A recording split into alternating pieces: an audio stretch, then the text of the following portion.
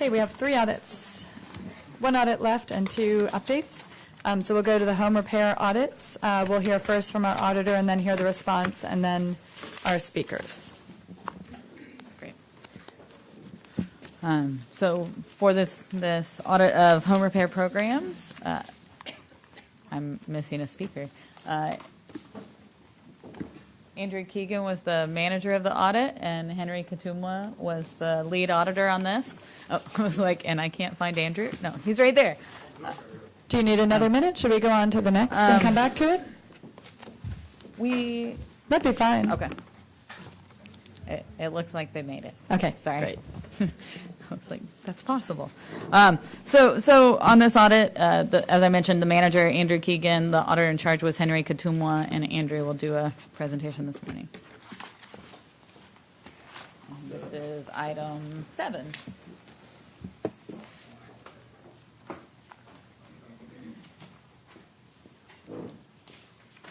You can start talking. Good afternoon. My name is Andrew Keegan. The purpose of this audit was to see if the city's home repair programs were meeting their performance goals and if they were coordinating amongst all the different programs. The city has a number of home repair programs managed by both neighborhood housing and community development and Austin Energy. The neighborhood housing and community development programs focus on rehabilitation and reconstruction of homes, and the Austin Energy programs focused on weatherization. We audited Austin Energy's weatherization programs in 2015, so this audit focused primarily on the neighborhood housing and community development programs, although we did consider the Austin Energy programs when it came to coordination. We noted that many of the home repair programs frequently ended each year with a significant amount of unspent funds. This graph here shows the starting and ending balances for a number of funds in fiscal year 2017. The dark bar on the top represents the funds at the start of the year, and the lighter bar on the bottom represents the funds unspent at the end of the year for each program. We also noted that many of the programs did not always meet their home repair goals. One of the reasons we noted for this was somewhat of a misalignment between the city's contracts and the federal funding sources. In this one instance shown here on the slide, a contract was designed for a contractor to perform about 80 home repairs each quarter of the fiscal year. However, the contract wasn't signed until midway through the second quarter of that year, and since the contractor couldn't start until the contract was signed, when it was signed, they were already way behind in the performance, and this would have made it difficult for them to meet the contract's performance goals for that year. We also noted some issues related to the documentation for participant eligibility. These programs have set eligibility requirements such as income or requiring insurance or that applicants be current on all their taxes, all their property taxes. We noted that NHCD, the Neighborhood Housing and Community Development, has designed a good process to ensure that applicants were eligible for the programs. In 2 cases, though, the department relies on an outside vendor to determine eligibility. And these were the programs where we saw the most issues with the documentation. We didn't see any participants who were necessarily ineligible for the program. Our issue was more that the documentation in the files didn't allow us to confirm eligibility. Related to coordination, we noted that internally, neighborhood housing has a good process to coordinate their services. As I mentioned, they have multiple programs, and they use a single intake form. This takes the pressure away from the applicant to determine which program best fits their needs. They submit one single application, and then neighborhood housing staff determine the program that best fits their needs. Within the city, we did identify some opportunities to identify potential participants. For example, code inspectors may identify homes that are in need of repair, and this information they could coordinate with neighborhood housing to identify these homes and get these people involved in the home repair programs. Externally, there are some entities that don't use city funds and do home repair, have home repair programs on their own. The department and city departments and neighborhood housing do coordinate with these groups, And however, we did note that they may better be able to track when they refer applicants to these other entities. And this would help ensure and better identify which outcomes were most successful. While we were conducting this work, our office received a number of complaints related to one specific home repair program, the Homeowner Rehabilitation Loan Program. And as a result, we did some specific work on that program. Since we had already done the eligibility work for all of the programs and the complaints were related specifically to the construction activities, we focused our work there. We did note a number of issues with this program, which I will go into in more detail in the next couple slides. One of the first things we noted was that changes to the initial scope of work were frequently done in this program. However, these changes weren't always pre-authorized as required by procedures. Of the 34 instances where we noted a change in the scope of work, 19, which is about 56%, had no evidence that the change had been pre-authorized as required by both the homeowner and NHD staff. Of the 15 files that did have evidence of a pre-approval, 11 of those documents we noted were signed on or after the date of the final inspection, which makes us question whether the work was actually pre-authorized. We also noted that the home repair process took a long time. The median time was over a year for applicants between when they submitted their application and when the repairs were completed. The bulk of this time, though, took place ensuring the applicants were eligible. In many cases, there are financial or legal documents that need to be obtained to ensure they're eligible. Some participants may be relocated to a different location while their home is being repaired. Additionally, many of these programs are run through as a forgivable loan, and establishing that does take some time. During the actual construction process, that took about 2.5 months. Some issues we noted there, only 24% of the files had evidence of periodic inspections. The homes were all inspected at the start of the project and at the end. However, within the time of construction, there was limited evidence of periodic inspections. And at the end of construction, at the end of the project, we also noted somewhat of a quirk with the paperwork. After the final inspection, the homeowner signed a document saying they accept the home as it is, and that signifies the start of the warranty period on those repairs. However, in some cases, at the final inspection, additional issues were noted that the contractor needed to resolve before the project could be officially closed.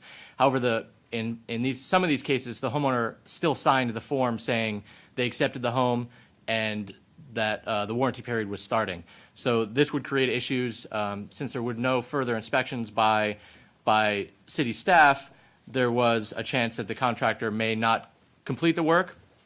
Also, it deprives the homeowner of some of the coverages under the warranty if the work isn't completed at the time. We also noted that many program participants were not satisfied with the contractor performance. As part of the program, there is staff do a survey of participants, and many of these surveys identified issues either with the quality of the repairs or the performance or the professionalism of the contractor. However, we didn't see that these issues had been elevated or addressed by staff. We made several recommendations as a result of this work. Management has agreed to all of them, and that completes my presentation. Happy to answer any questions. Thank you. Any questions for the auditor before we go to the management response?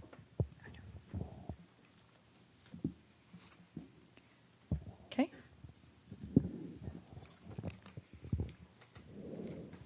Good afternoon, Rosie Truelove, Director, Neighborhood Housing and Community Development. As always, we appreciate when the auditor is able to spend some time looking at our programs. In this case, we do recognize we do have some room for improvement, and specifically with our home rehabilitation loan program. I can go through some of the specific points if you would like, or we can go to questions. I am not in the greatest of health, and so I'm trying to just get to what the Audit Finance Committee members might have questions on. Sure, thank you. Committee members, do you want them to go point by point, or should we hear from our speakers and then turn to questions? Okay, great. Let's see. We had, I think, we have two speakers signed up for this, but we had an additional speaker signed up for citizens communication, so I'm going to assume you all are interested in speaking on this topic, and you can let me know if that's not a good assumption. So we have Janice Walker, Suzanne Janelle, and Irene Atkinson. So our first speaker will be Janice Walker, and you'll have 3 minutes, to be followed by Suzanne Janelle. And if somebody would just pull chairs around to those two empty microphones, that'll work fine. So Ms. Walker, you're up first. You have 3 minutes.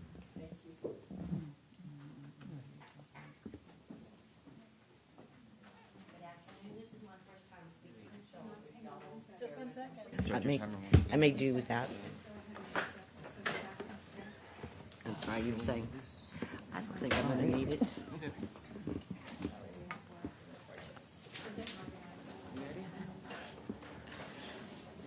Good, when y'all get organized, let me know, because then I'll figure out how to follow You're all suit. set.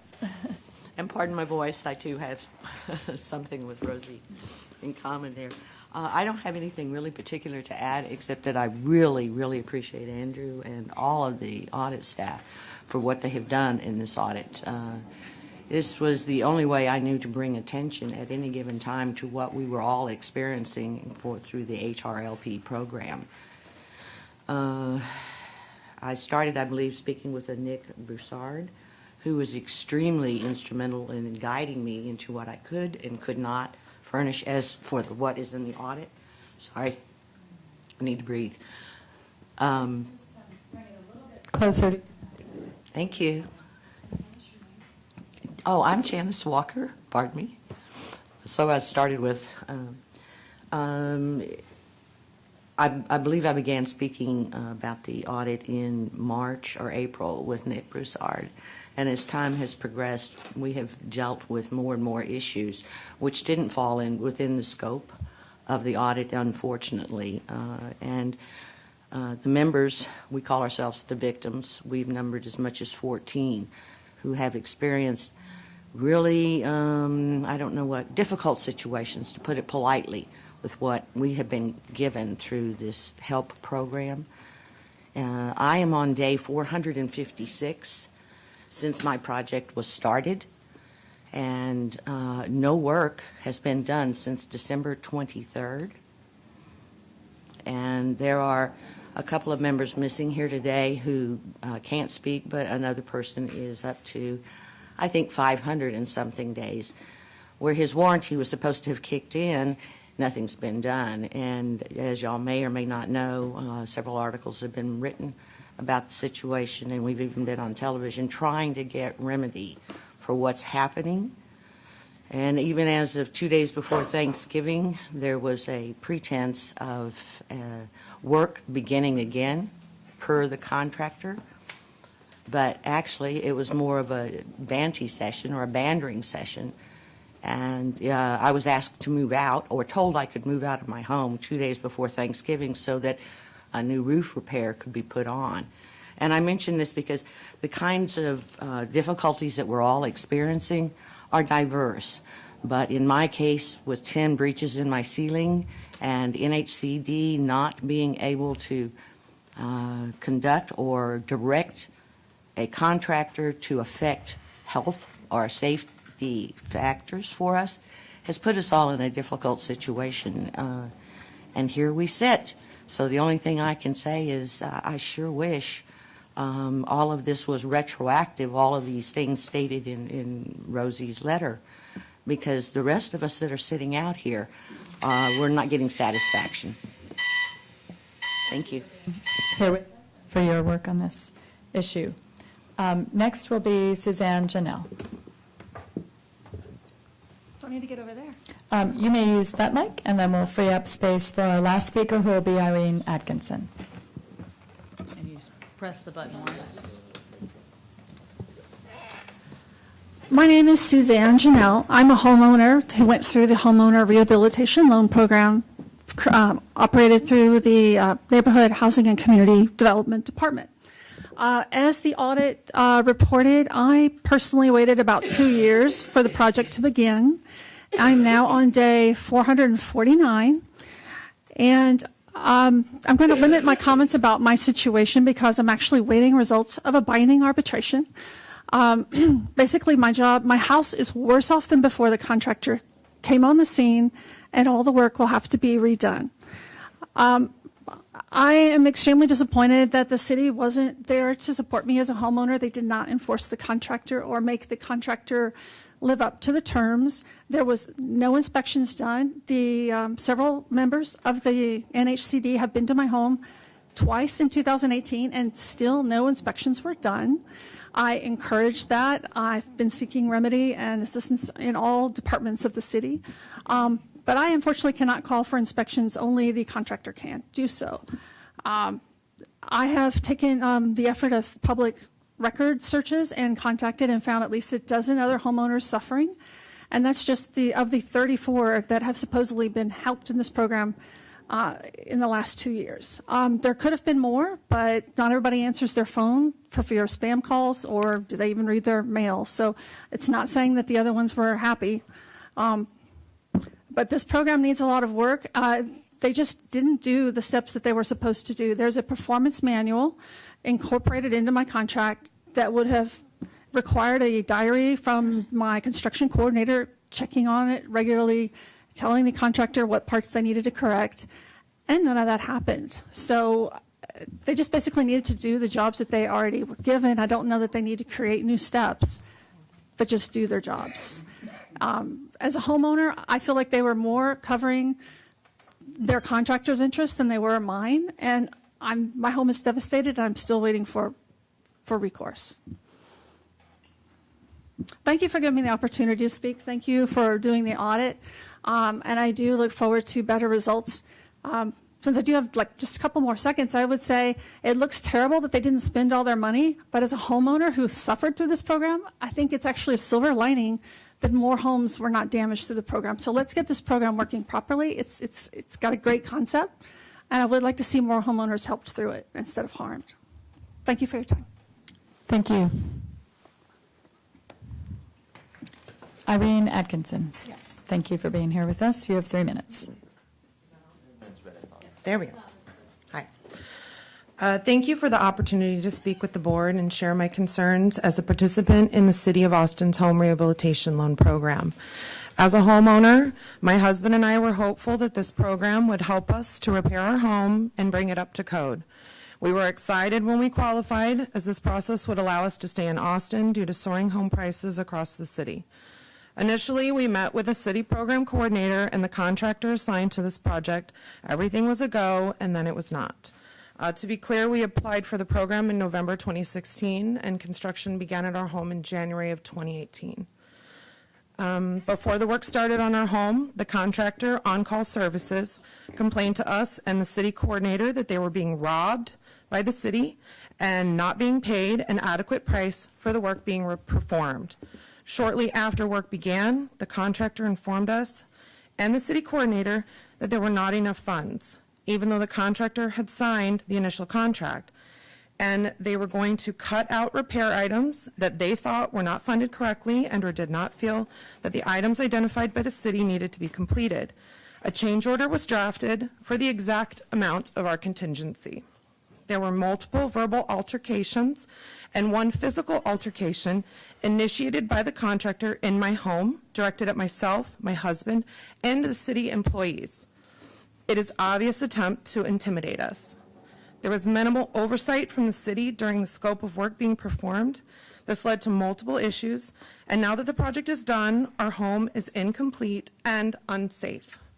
We've been working with the program director, Letitia Brown, and have now been made aware that work completed by the contractor was incorrectly done and proper city permits were not filed. We are continuing to work through this very complicated process. We've now been told by the program director we qualify for the Go Repair program to complete and fix all the work that was initially paid for to On-Call for the HRLP program. This isn't fair to us homeowners and Austin taxpayers. These additional funds could help other families in need, but we are being told by the City of Austin representatives that it's okay to pay twice for something that we have no control over using federally funded money. Throughout this process, we requested reports inspections, receipts, to which the contractor was insistent that they have never turned any of that into the city. They were never asked for any of that, and they wouldn't give us any of that. They told us they didn't keep any records. They told us they didn't have an accountant for anything. We were given items in our home that were clearly like recycled and reused from other projects that the contractor had. Please know we want to be part of the solution, but there needs to be a stringent oversight of the program, oversight of the contractors chosen by the city to participate in these types of programs, and a review of the program and processes that have led all of us here today. Thank you for your time and consideration. Would you mind answering a couple of questions before you Sure. leave? And I don't know if my colleagues have some too, but there were a couple of things I just want to be sure I'm understanding. So and thank you for the level of detail. I think that's really helpful. So you said you applied for the program in 2016 and then work didn't begin until January? January of 2018. Do you know, sorry, I neglected that piece. When were you approved? We were approved the spring. I believe we came into the NHCD offices over there on 11th Street and signed paperwork with Pam Skoglin. It was either March or April of 2017. So just a few months after the application. I think we may have gotten a letter in the mail like in January that we were approved, and then the inspector comes out to the house, and then we go in and sign the initial paperwork for the. Thank you. And the two speakers before, I think, talked about the length of the project too, so that I just wanted to better understand Yes. how much of that time was spent waiting for the work to start after it had been approved. You talked a little bit about, you referred to the work having been completed. I'm sorry, you said somebody had cut out some of that the contractor, as I understood what you were saying, the contractor indicated to you that he or she was not being paid enough Yes. for the job, and then who made the decision to cut items from the scope? So the change order was drafted by our city contract coordinator, Arlie Williams. He is the one that drafted the change order. The work, though, I mean, we didn't have any say in it. We weren't told. The contractor chose those items and worked with Arlie. It was a matter of Arlie from the city telling us he's going to handle it. The work was already done at our house. Our initial plumbing estimate, which is the main reason we came to the program, was $1,400. And then the contractor claimed that they didn't understand the scope of how bad our plumbing was and changed the price up to $8,000. And that's a significant increase. It makes no sense to us as homeowners. And the city, he felt the same way, but went with their estimate of how much their plumber said it was going to be. Conveniently, their plumber is also a relative. He's not licensed properly. I pointed that out to the city worker, and I said, "Don't you check these things?" And he said, "No, we don't." So as I understand the situation, then because that estimate came back in higher than it, because the 8,000 was so much higher than the 1,400, other things needed to be cut out? Yes, but there were other things that they were just upset with. We were told by the city worker And by that they, you mean the contractor? the contractor, the city person told us that the city had started using a new program to determine the amounts for how much each project would get funded for, and that these contractors in particular on call were very unhappy with that, and that they were being grumbly about it, and that's why they were protesting so much. He explained it to us that they were used to things being done in a different computer system, and that this new computer system doesn't as generously fund what the project's being done. I mean, that's how we were explained to it. We were also explained that Arlie was going to handle everything for us, and oftentimes told us not to communicate with the contractor, and was our representative. We trusted him to do these things. So it was initiated by the city. We didn't sign a change order or see a change order until the work was already done. So. And when you say your house is unsafe, could Yes. you explain that comment, please? Well, my husband and I are in the process of educating ourselves more about the permit process and the inspection process. We know that there were some permits pulled for our home. It was on the last meeting on October 5th when we had Leticia Brown and Esteban Garza and Lisa Martinez at our house. Lisa Martinez actually pointed out one of the items on our list was a garage door header repair, which was not something we ever requested. The contractor, when they came to our house, initially had said, "Oh, this is unsafe and needs to be redone." So it was added onto our scope, and we signed it. But the work that they did, they didn't do anything to it. But Lisa Martinez pointed out, well, you have a permit for this. And the contractor said, no, we didn't do one. But we will pull one and we'll fix it. She has since come back to us and told us that they're actually not going to pull the permit. Instead, they're just going to take off the boards that they had put up, and that's all they're going to do. They said that it's not a load-bearing wall and that they determined that they don't need a permit. But that contradicts what Lisa Martinez informed, which is that there should be a permit to do that header. So as of right now, I mean, that's where it is. Those are all in emails. Okay. Any Other questions for the speaker? There's other unsafe things besides the header. Yeah, but that's an example. Okay, There's thank the you. electrical, the water heater, our plumbing. We had 2 toilets coming into this. We now have 1. So As in you started with 2 yes, toilets and now the, you're done. The plumbing they did ends at our 2nd toilet, and it does not work anymore. We feel like maybe it wasn't vented properly. We're not sure. We can't uncover. We had 2 plumbing projects. They put in a tub, and they did this major plumbing line through our kitchen, through 3 rooms of our house, 6 different holes into our foundation. And we're not quite sure if the permit was done properly for both jobs. We've only seen one plumbing permit for $2,000, but our estimated plumbing combined is like over 10. So we're trying to understand how that was done. But I mean, it doesn't work, and it backs up and it bubbles, and we'd never had those issues before. Thank you for for being here and for the level of detail each of you have provided. Councilmember Poole, and then I have a question for the auditor. Yeah. I just wanted to ask, could you tell us? I'm not sure. Oh, there's the mic. Okay. What was the initiating concern with your house that you went to the city to get it? The Is this plumbing. on? The plumbing. And tell us a little bit more detail about the plumbing. It wasn't sufficient. You didn't have a. So what we had was anytime that we would wash dishes or run the washing machine, we had water coming up from our floor. And it was coming up from under the stove, under the refrigerator, sometimes out of the wall. It was unusable. And coming out, so all of it was under the floor. We literally described it as flooding and said we had 10 to 15 towels on the floor to try to mop it up. So we made it very clear that the plumbing was like the huge main issue that we were seeking assistance from the city to stay in our home, as it's unsafe to live like that. So we relied on others to help us get laundry and things clean during that time. I guess my question for the auditor, I'm looking at your finding, as part of your finding 2, I think it's your finding 2. You've addressed oversight and making sure that the repairs are authorized, that they're completed in a timely manner and of high quality. And with regard to the last point, that many homeowner rehabilitation loan program participants were not satisfied with the quality of repairs, you've addressed 2 different surveys. One is, it sounds like, is one that you have done, surveying respondents, and the other is one NHCD staff has done. Could you speak to the results that you observed from each of those so that we can get a better sense of whether some of the concerns we heard here today expressed by 3 participants were common among those with whom you spoke?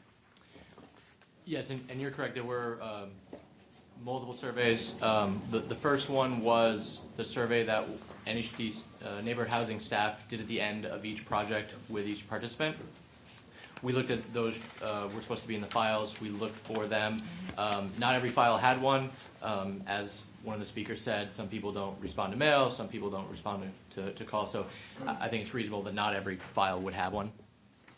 Since some of these were several years old, as part of our work, we followed up with as many participants as we could reach and basically recreated that survey. We took the same exact questions and re-asked the participants. And similar results there. I know during this audit, when the issues came up, neighborhood housing did another survey of all of the, correct me if I'm getting this wrong, but they got everyone that was currently under a warranty period for all of their home repair programs. So that included a few people that were participants in this program, but also some that were not. The satisfaction or the results they got there showed high satisfaction with the programs, but because they were anonymous, we couldn't align them with this specific program. So we relied on what was in the files and then the calls that we had done with the participants. All right, thanks. I'll have more questions probably for all of you, but I'll recognize Councilmember Alter. Thank you. I'm wondering for the home repair, the loan program, what is the source of that money? It's federal funding, either community development block grants or the home investment partnership grant. Okay. And that has a limit how much any particular homeowner, Of how much we can spend per home. how you can. The limit is 75, for the HRLP program, the limit is $75,000. That's correct. Unless we do a reconstruct. In some rare cases, we will do a reconstruct if the home is beyond repair. So it sounds like there's still quite a bit of room for these particular people to be able to address their concerns within the confines of that program. Is that correct? Absolutely. And Yeah. I'd like to hear, there are two issues before us. One is how do we correct the program moving forward now that this has been brought to our attention? And then there's what seems appropriate to address the concerns and the experiences that the folks that we were trying to help stay in their home have been having. So can you speak particularly to the... Sure. First, I do want to thank the city auditor and the auditors we worked with on this particular project. It was a long project, and it really uncovered some things within our program that we had wanted to correct or were in the process of correcting, which I think is mentioned in the cover memo. We give a little bit of context to the audit.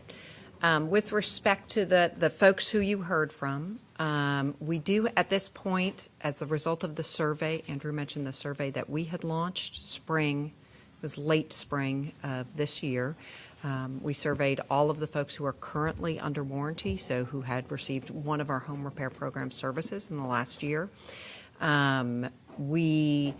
If there was any dissatisfaction expressed, whether it was with our staff or with the contractor or with the repairs, we reached out to them. We ended up with approximately 10 to 12 folks who had identified actual construction issues that were warranty issues. We pulled together a team across divisions, so our client services folks and Ms. Brown, Letitia Brown, did lead that team. Client services, our neighborhood liaison, as well as somebody from our construction division. We met with each and every one of those folks. We have right now less than a handful of folks, and you've heard from 3 of them, who need, who there are still unresolved issues that need to be resolved to everyone's satisfaction, without a doubt. As Ms. Janelle mentioned, she is still in. We had binding arbitration, which is contractually stipulated with our contract. That process was begun, if I recall correctly, it was either March or April of this year. We started binding arbitration between the contractor and Ms. Janelle. It's a long story. It was put on pause, and they came back to the table on October 31st. We are still waiting for the results. We've contacted the Austin Dispute Resolution Center to get the written results of that binding arbitration. We were told it would be this week. I had certainly hoped that it would be before we came before Audit and Finance. With Ms. Walker's case, the team has met out on Ms. Walker's property, I think both in our office and on Ms. Walker's property. The contractor and Ms. Walker have agreed to resume the work that they started, but we have identified an additional source of funds, which is the Go Repair. That is not federal funds. It's a different source of funds, and this is for different work than what was in the original scope of work.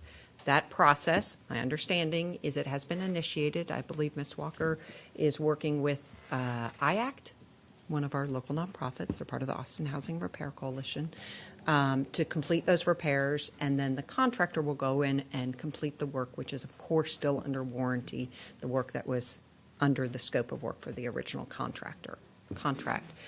Ms. Atkinson, full confession, I'm not very versed in her case, and so we're going to make sure, my understanding, and she did mention that she's met with Letitia Brown, Esteban Garza, as well as Lisa Martinez, who has now moved over to Development Services Department.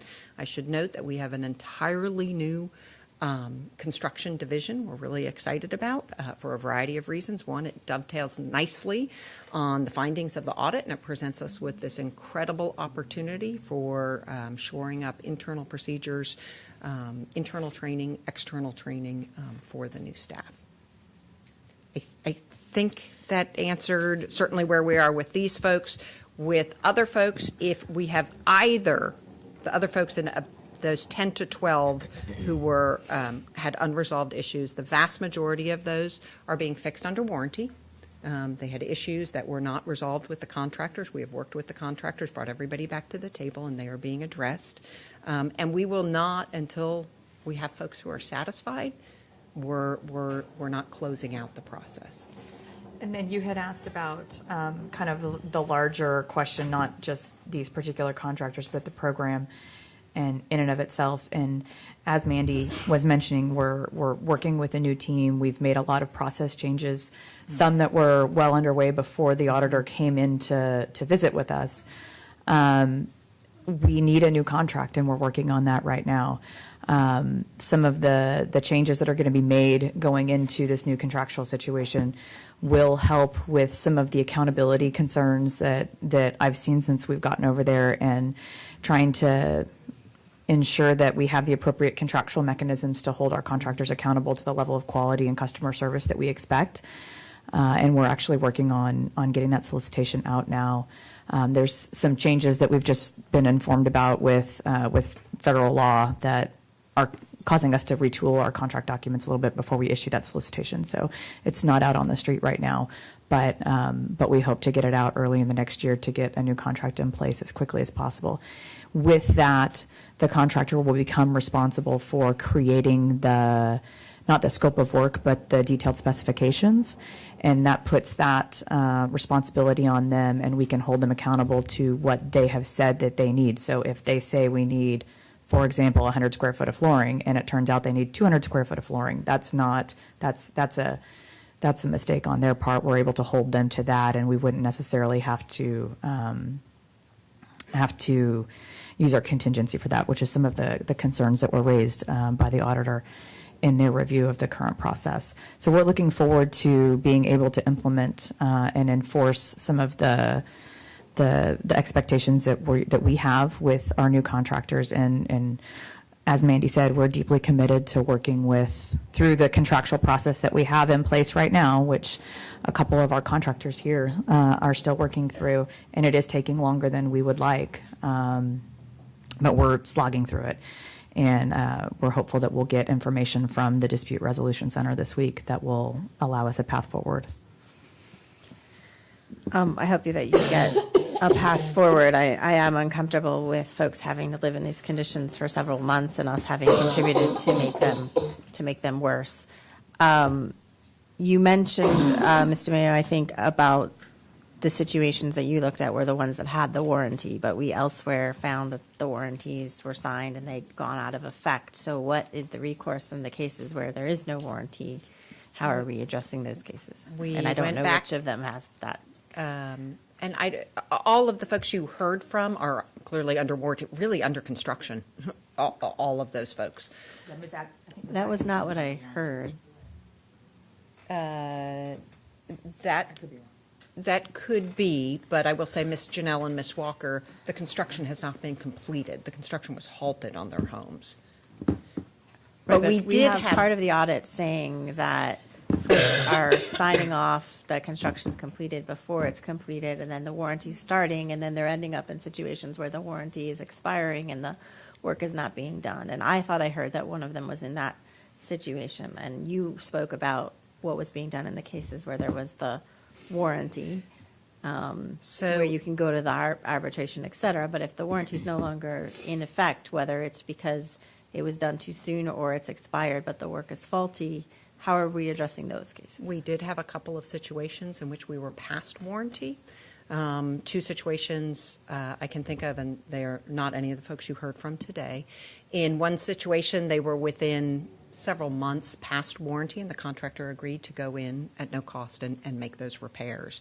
In another situation, there was a question, it was related to a foundation, about whether or not it was really related to the foundation work or not. We're still working through that. In one other situation, we were able to identify additional funds. The work was completed years ago, I think 3 or 4 years ago, so clearly out of warranty. There was no gray area, and we were able to identify other non-federal sources of funds to complete that work. Okay, thank you. I have quite a few questions, but I'm also growing a little concerned about the time. Do we have a sense of how long the paper census presentation is going to be? I see that was sponsored by our committee chair and by the mayor, and I'm not familiar with that agenda item, so.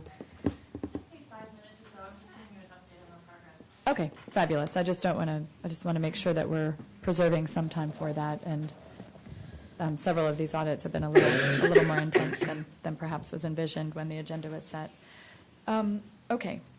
I want to get clear on what the opportunities presenting to us with regard. I mean, clearly there were some challenges with the contractors, and so as you go out with that new solicitation, as I understood what you were saying, Director Truelove, there would be mechanisms. I mean, it's not just about potentially selecting a different battery of contractors. It's about making sure that the contractual agreement is such that you have the ability to make sure the work is done in a timely way, in a cost-efficient way, and in a safe way. Absolutely. And we'll also be working, because this is a construction contract, I want to have and employ any practices that the Capital Contracting Office is using right now to ensure that the people that we do eventually hire have the appropriate experience and ability to demonstrate that they've got the experience to do these kind of home repairs. So we'll be looking at it both from an evaluation perspective through the solicitation process to make sure that we're bringing in folks that can and have a demonstrated record of expertise in doing these kind of contracts and these kind of repairs, as well as fixing some things that we have come to note in the contract documents. And it's an interesting contractual situation, the way it's currently crafted, which is the contractor. So we have a number of home repair contractors on, a master contract.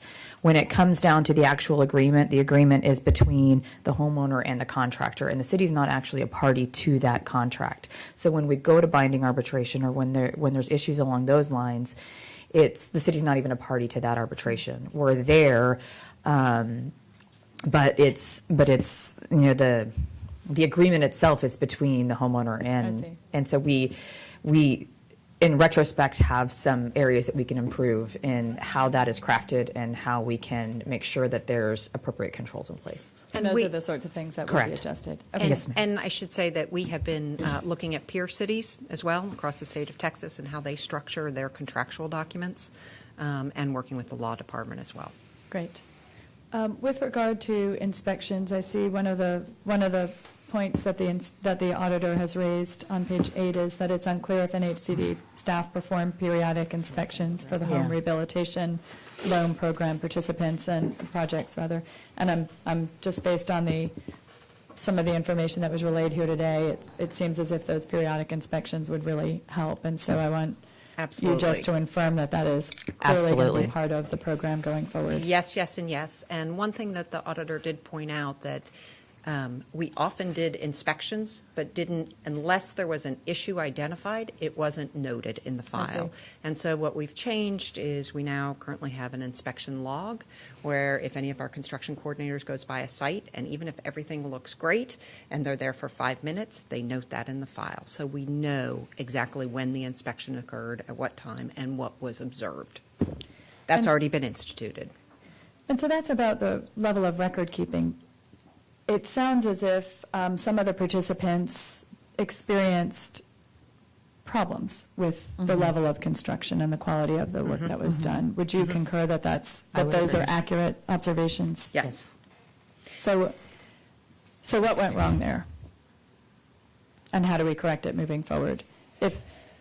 Were there inspections that weren't being missed? Do we need more involved staff? I think, Rosie had mentioned the original master solicitation dated to 2011. We've been working under a contract that has been extended. And one thing when Rosie came on board is she really wanted to start the process anew with a new process, a new contractual relationship, and open it up to new and different contractors. We work with a lot of great contractors. I think it's a mix of the contractors we work with, oversight, documentation, and communication. Okay. Well, I guess I look forward to those continued improvements. I'm a little concerned that if part of if the issue with inspection was really just one of documentation, then how is it, then do we need to upgrade the training of the inspectors if there were problems out there on the job site and we had inspectors out there? I think some of that is naturally occurring with the changeover in staff. And we're excited to bring in some fresh folks that are more energized and more passionate about making sure that we're having quality work that's happening in the field. It's an opportunity to give this particular group that prior to some of the retirements that we've had, which isn't to say that these guys, that some the folks were not,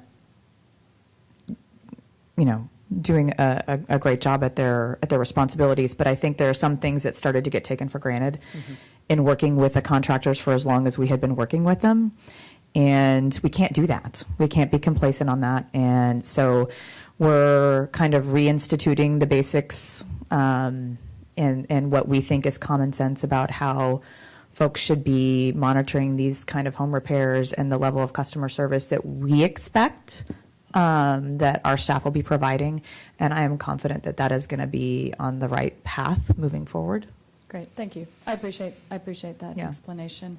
And then I guess my last question is, can you address why it's taking so long to verify eligibility and what the plans are? I think you spoke to that in one of your responses, but if you could sort of summarize for us why it's taking so long and what the plan is moving forward.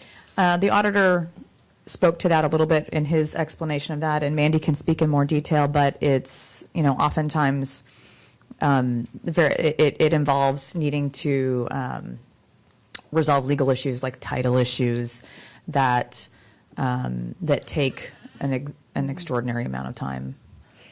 Is there, okay, yeah, that makes sense. The title piece makes sense to me. We often, because we are working with low and moderate income populations, particularly with our very low income populations, we have issues with heirship, title issues, insurance issues. Source income documentation can be difficult as well. Sometimes we have issues with people who do not speak English as their first language. There are a variety of different things that take, it takes a little bit longer than a traditional transaction. And then we also have a long waiting list. One of the folks who spoke mentioned, that they had been approved. They had gone through the eligibility process, been approved, and then it was probably 9 months before the work started. And that was really a function of being understaffed, which we have since fixed, and just a long wait list. There are many more people who are interested in this program than we have the ability to serve in any given year. And is that primarily, since you had funding left over, I assume that's primarily having the staff to manage that program? Or Some of that is having the staff. A lot of that is the nature of federal funds. It's kind of a tricky situation. When we have this thing called program income, which is if, and I'll give an example that helps it to make sense in my head. If I give someone down payment assistance and it's a forgivable loan if they meet a certain period of time that they're maintaining their residence, and let's say they sell their home before that period of time is over, they have to repay that to the city of Austin. And when they repay that, it becomes this thing called program income. We don't know when it's coming. We don't know how much it's going to be. Some of our, like, for example, some of our down payment assistance has shared equity, and so we could get a check for $150,000. That's the shared equity piece of our down payment assistance. When that comes in, regardless of what's going on, that program income has to be the first money out the door. So we can have a budget from our current CDBG allocation for, let's just say, $500,000 for the architectural barrier removal program. And we might not be able to touch that until we spend all of the program income. So it looks like we have money on the table. And then as we're doing our CAPER and our action plan, and we're reprogramming our money, then we take that money that we didn't spend in that given year and allocate it to a program like rental housing development assistance, where we know we're going to be able to spend that with more, with more capacity. And so that's the pattern that we've been seeing over the years. We're working to try to change things programmatically so that we're getting closer to the mark there. And I'm not going to say that program income is the reason why we've missed all of our goals, because that's just not true. But it is one of those complicating factors when we're working with our managers and the program administrators to hold them accountable to meeting their goals. We don't always have control over that, and so we recognize that. And we're also looking forward to going through our consolidated planning process, where we're going to really get some. I'm just going to plug this one more time. Going to plug it. Where in the months of January, February, March, we're going to be working with the citizens of Austin to really get some good feedback on the best way we can spend our federal dollars that will provide the most benefit to folks. And I will actually be sending an email to all of your offices either today or tomorrow with a request to get some feedback on how we can best reach your constituents. So look for that. Thank you. Thank you all. Okay. Any further thoughts, or is there a motion? And this may be a question for law, so maybe we can just mark it. I'm curious, is my mic on? Okay. In describing the parties to the contracts, I think Mr. Love, or maybe it was Mr. Maya, was saying that the city is not a party, because but since we are the ones that are, it's our program, and the oversight is really on our shoulders, because many homeowners wouldn't have the expertise and wherewithal to know that there were problems. Is there a way that the city can continue to be a party in these contracts so that we can continue to have a level of oversight that maybe, if we had it and exercised it, would have prevented these bad situations from happening to at least these 3 different families? I don't know that we have an answer to that now, but we'll certainly talk to the law department and we can get back. Good. And then the lack of inspections, was that due to staff shortages or size of the program, or how is it that we ended up not having those interim inspections that would have maybe identified problems? Well, I think part of it is staff shortages. I think part of it is that there wasn't documentation of the inspections. I think it's a little bit of a question in our mind as well, in that we had the staff that were working on these programs in particular, these houses in particular, are no longer with us. Part of it, I also think, is communication and directly with the homeowner. It's clear to me, hearing from Ms. Atkinson, that we did not, as a city department, did not do a good job explaining this is what the scope of work is. Originally, it was $2,000 or $1,500 here. The contractor now says it's this much. These are the reasons. We didn't do a good enough job of communicating what was in the scope of work, what our expectations are, what our role is at the City of Austin, what the contractor's role and responsibility is, and then following up on that. That leads to my question about how a $1,400 scope of work could have added $8,000 to it without the city having been intimately involved in that expansion. And I can't speak to that particular case. I'm going to have to go back and look Yeah, at that. It sounds like there was something extenuating there, or something that was, honestly an error in some shape, form, or fashion. And I don't know the details of that, because we're limited by the amount that we can put into each individual home. My guess is, again, not knowing the details, when they realized that the plumbing scope was much greater than what they had allocated for, they needed to look at other items that they were hoping to do to eliminate so that they could fix the plumbing concerns. And regardless, she should have functioning plumbing now. And she should have been communicated with. Yes. Absolutely, but wouldn't the contractor have to have come back to the city to get the okays? That would have been something that would have been worked out, and in that case, potentially even initiated by the construction team member that was working on that, which at the time was Arlie, and he retired a number of months ago. Okay. So I'm not sure what happened on that particular one. It sounds like it was a change order. It was not clearly communicated whether the reason for the change order, the justification, it wasn't communicated, and it. Yeah. Again, Okay. the big It should issue have in been. my mind is that I'm hearing that there's not functioning plumbing. Yeah. Yeah. Thank you for all of those answers and my sympathies to the folks who've come here to speak to us today and to talk about this. And I think all of us here, everybody, really wants your homes to be returned to you in a safe and healthy condition. And I think we all agree that we'll redouble and triple our efforts to get you there. If I may say that. I'll be really quick if I might, if that's okay. Sure. For finding number one,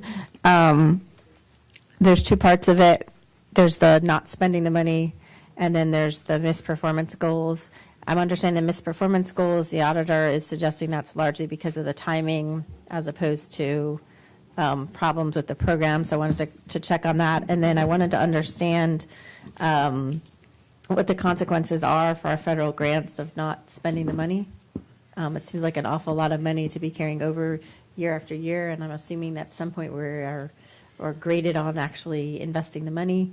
So I'd like to know if there is a consequence to not spending it. Obviously, we're happy that we're not spending it on creating havoc for people, but we don't want to not get the money later on. So if you could speak to those things quickly. Both our community development block grants and our home grant have certain measures associated with them. For CDBG, it's our timeliness ratio, which is that's what the federal government is concerned about, is how are you being timely with how you expend the funds. And it has to be funds expended in accordance with your consolidated plan and your action plan more specifically. We have not had any issues with our timeliness ratio. We work very hard. We recognize that we will sometimes come up short in these programs for home repair because of the concerns, because of program income and because of missing some of our unit goals. And so we recognize that we make up that in some of our other programs. So we're always very solid on our timeliness ratio. And then on the home side, it's not a timeliness ratio, it's a commitment time frame, and we've been successful at that as well. You just turned I turned it off. We reprogrammed the funds. Okay. Within the purview of our action plan, and we have been successful in doing that. So we're not leaving any federal dollars on the table. And we're doing everything in strict compliance with the requirements and the federal guidelines for how we do that. So I don't have any concerns about that. Thank you for the clarification, and I too am looking forward to us having the discussion about the 5-year plan and how best we can spend those funds. Okay, thank you. Is there a motion to accept this audit? Councilmember Alter moves approval, acceptance rather of the audit. Councilmember Poole seconds that. All in favor? That's unanimous on the dais.